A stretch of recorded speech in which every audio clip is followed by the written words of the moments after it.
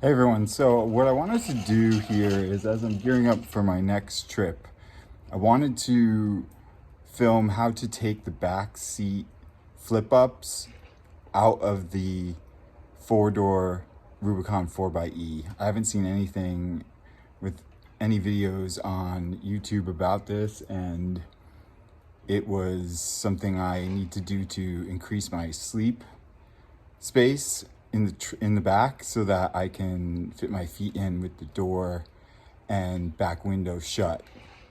It's better that way for cold weather and traveling without being able to camp and set up the tent, which was what I was using prior to have my feet sort of enclosed. So this will show you how to take out the back seat of your 4xe.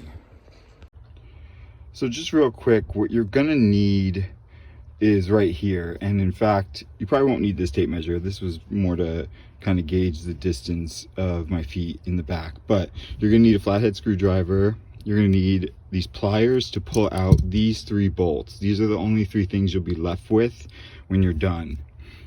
You're gonna need a ratchet wrench, and I'm using this with the bits for the outside screws. These are torque bits. Let's see if I can get that on here. Using T25 and T30. And then the 1/4" holder for the bits when I use the ratchet wrench. Most of it's going to be panel sides that you'll take out, and I'll show you that. But as I mentioned, these are the only 3 screws you'll end up with. Everything else snaps back into place, and this is actually what holds in the flip-up back seat. So I'll show a picture of this with labels right after this if you want to pause, but this is all I needed to get it done.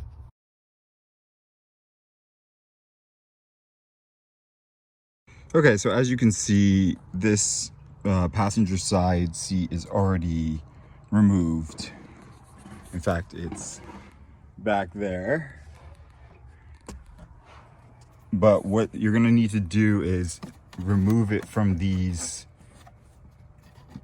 latch here and on this side. And it's the same for the driver's side. There's just, a shorter distance because it's a smaller seat. This is a larger seat. But you're gonna end up needing to remove these plastic coverings, the side and this front long one that goes the whole length of it. And that'll allow you to have the space back here to increase the size in case you're like me and you're 6'1" plus and you need to kind of have the room. So when the seats come down, let's see if I can remove this down. Now you have that whole area here, which I'll show you on the other side is not the case when the seat is still attached down here. Okay, so as I mentioned, yes, it's flat now on that with the open behind the, the open space behind the seat. Normally, as you will know if you have one, but these seats go up like that. And when you put the seat down, even though you have this extra distance here, no matter what you use to pull, no matter what you do with this seat to bring it up forward, you're not going to be able to bypass this. This is kind of like a limiting factor. And if you can see, if you kind of parallel out to where this would be, you would lose the 8 inches back there. Okay, so just to prepare you for what's going to be happening here, that's the connectors to where the slots were in the front that I showed you. And in the middle section, which would be this side, there's a long one that goes through. So that's when you're going to need the pliers to be able to pull this out of the socket, because it lines up with some plastic that's attached to the battery covering, the metal battery covering, that I didn't want to remove. It looks like you can remove it, but it was easier to just kind of get the pliers and just kind of wedge this out. It didn't do any damage to it. But the other side has these 2 that, imagine that side over there, but they go in like this and are much easier to get out. There's much less resistance from the structure that's already in place. So that's what we're going to be doing. So first we have to unscrew the plastic on the outside, and I'll show you that now. Okay, so as I mentioned, this is the next step. You're going to be removing these, but to get this panel out, it's easier to have your mats out. So I'm going to flip the seat up and get the mats out first. Okay, so I have the mat out and I'm actually leaving the seat up. There's a little bit more angle you can get on this, but you're just going to remove these screws.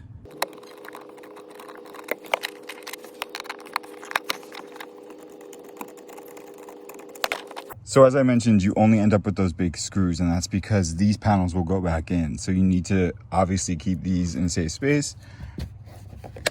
I felt like right there was a good idea. I'm gonna flip this up now to get access to this panel here.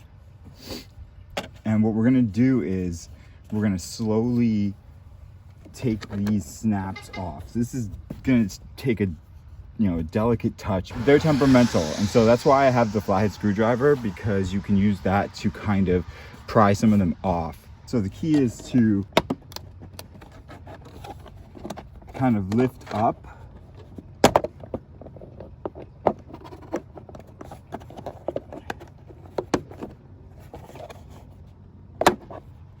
and then out. As you can see, most of you will know these from having the Jeeps, but these plastic snaps snap into the top and into the bottom. So it's a lifting up. It might seem like it's to the side, but it's actually lifting up from this part of it first and then grabbing the bottom ones. These three will come up first. Hopefully you can see that. And then these two will release second. And it's just a matter of like kind of pulling hard, but not like recklessly. Just being able to kind of like snap them up, and they'll come up eventually. So that's the side piece. And then now we're gonna take this front piece off. So I'm gonna put the seat down and I'm gonna snap that off the same way. So you're gonna have to do the same thing with this side, because as you can see here, hopefully, let's see if we can get that on camera. That under panel here, this long panel, is underneath the side gate or the side panel. So you have to remove both of them, even if you're just gonna do one seat. So that's the other panel. As you can tell, I have snapped this one off again. That's the one I kind of glued together, and so it was weak holding already. But all the other ones are intact, and I'm just gonna super glue that back on and it'll snap back into place, and hopefully you won't have to do this too often. But this is the second time that I've removed both of them, and that's been the only problem the last one. So they're not impervious, so definitely take your time, but it's not the end of the world if it breaks. Okay, so now we're back on the side that we're taking the seat out of actively right now. I've already kind of opened this side up, so now I'm going to go from the other side to get that side up and then get the middle out. So I'm wedging on the other side, my hand in here and popping it out more at the fulcrum point of these clips. If you can push this down, it will pop out easier. And then you just go through kind of like this. I'm gonna continue to do the other side, but I'm going down like snaking it with my hand. Okay. So as you can tell, that is not an easy process. And in fact, it's gonna wanna go back together. And so like it'll snap into place on the other side a little bit if it's not kind of like wedged out. And so it's not an easy thing. It can be done without losing any of the pikes or the snaps. So as you can tell, I have all of them, even the corner ones, intact.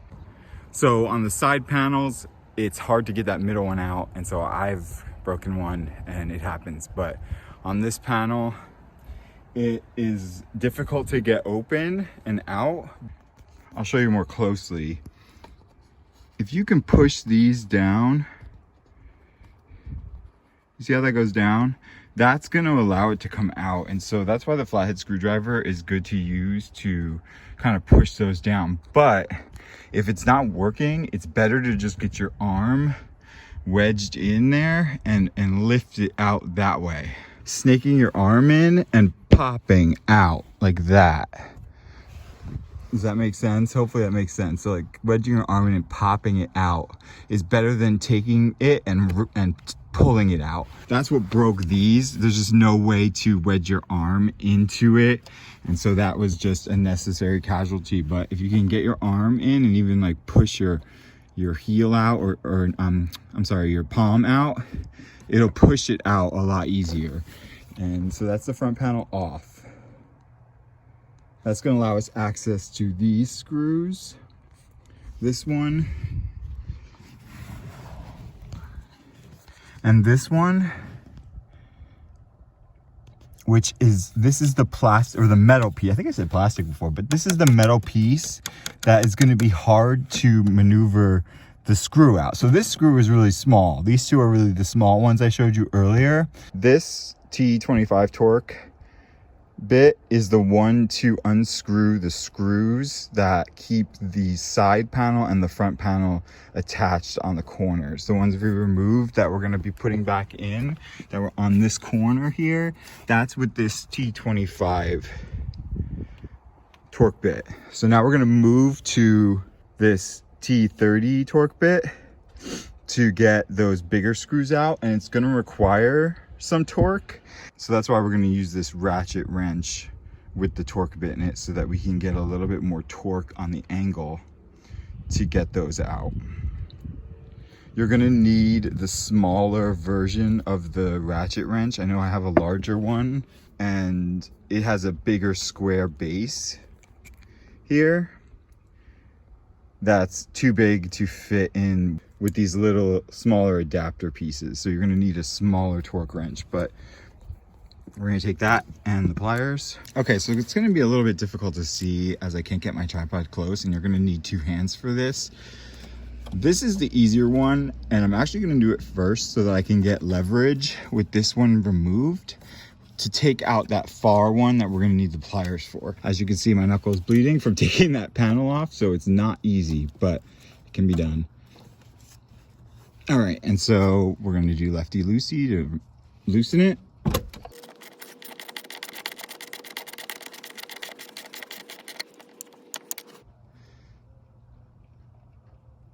So that's number one. I'm going to do the inside one now. So I want you to see what I mean here with these metal panel or these metal posts.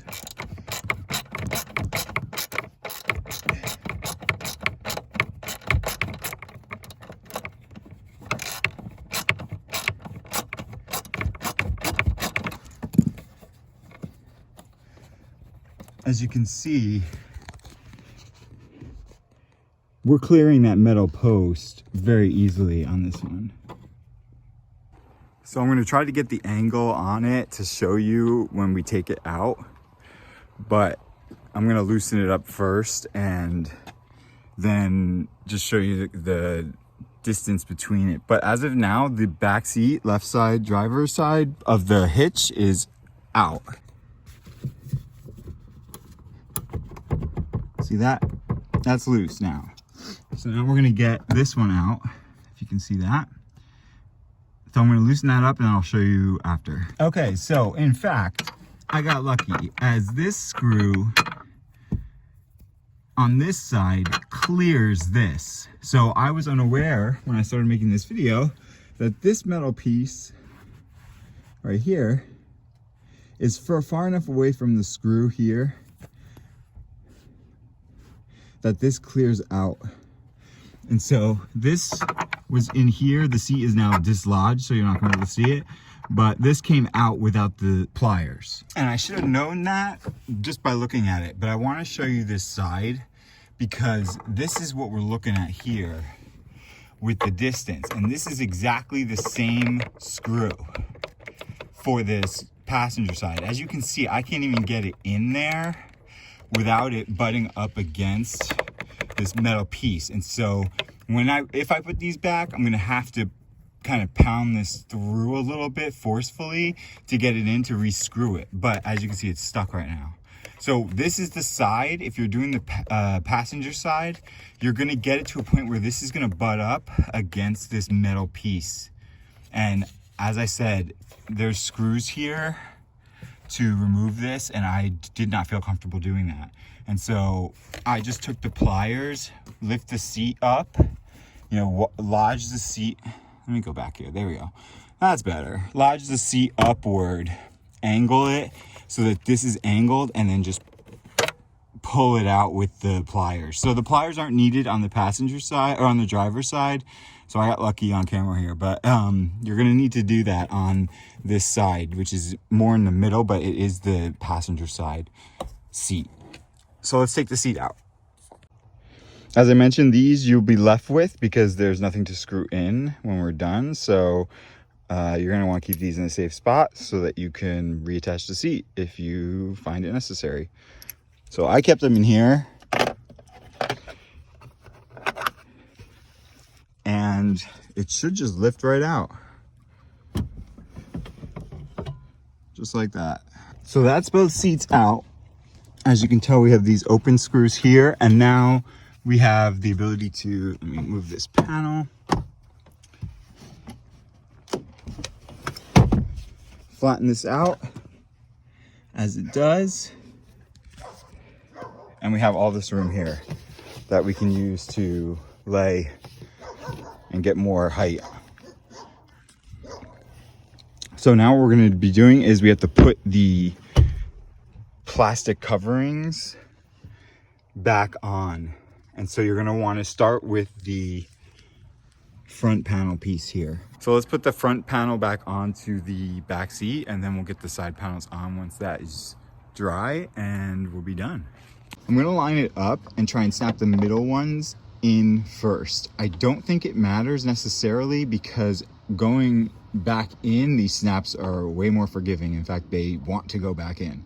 So it should be pretty easy, but for me, lining up that middle is going to be a little bit easier to get the whole thing in. So let's put that in now.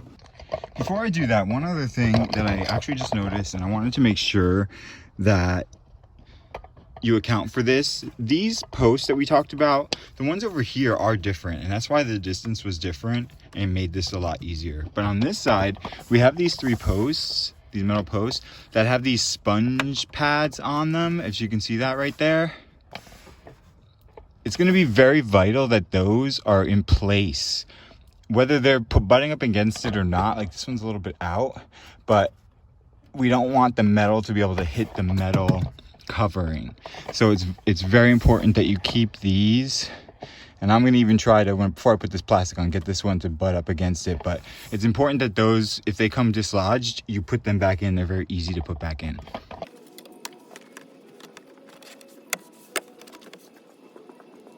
So hopefully you saw how easy that was from the other side, because they just want to go in. And so I'm just going to do this, and they're in.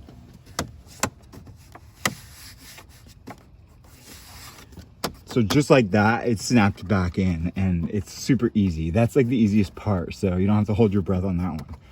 We're gonna put these side panels back in. We're actually putting in the passenger side first, because that driver side is the one drying. So as I mentioned, with the mats still out of the car, you're gonna line these up.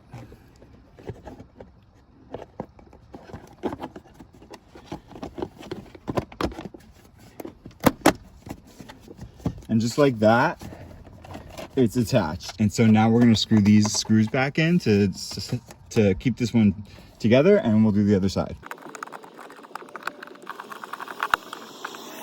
So I make them a little snug. I kind of give them an extra little turn, but I've noticed with stuff like this, in my experience, you don't want to do it too tight, because you're gonna want to be able to get it open again if you're gonna do it again. So it helps to not strip the top of the screw if it's kind of lodged in tightly, but you know, not Hercules tight. Okay, so now with that glued, we're gonna put this panel on exactly the same way as we did the other side.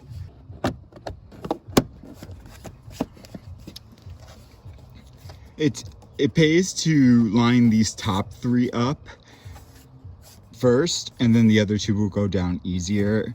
That's a little bit of the trickier part, but as I mentioned, I just glued that other piece in, and it may have broken off now, it may not have, but as you can tell, this is extra sturdy. And so now we're gonna just screw these back in.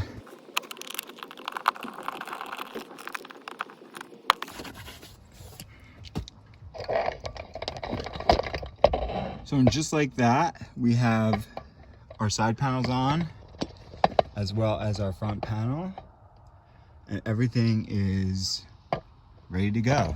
So now your back 2 seat flip ups are gone, and when you put these down, you gain at least 10 inches, which for someone 6'1" like me, it makes all the difference to now making this into a bed to sleep in with the door closed. So that's how you take the back seats out of the Jeep Wrangler 4xe. Hopefully this helps you, as I was not able to find anything on this and it came in useful to be able to sleep with the door shut. So you're gonna have to find some spot to store those. But if you got anything from this video and this helped you, please consider liking, sharing, and subscribing, and I'll see you again here soon. Thanks.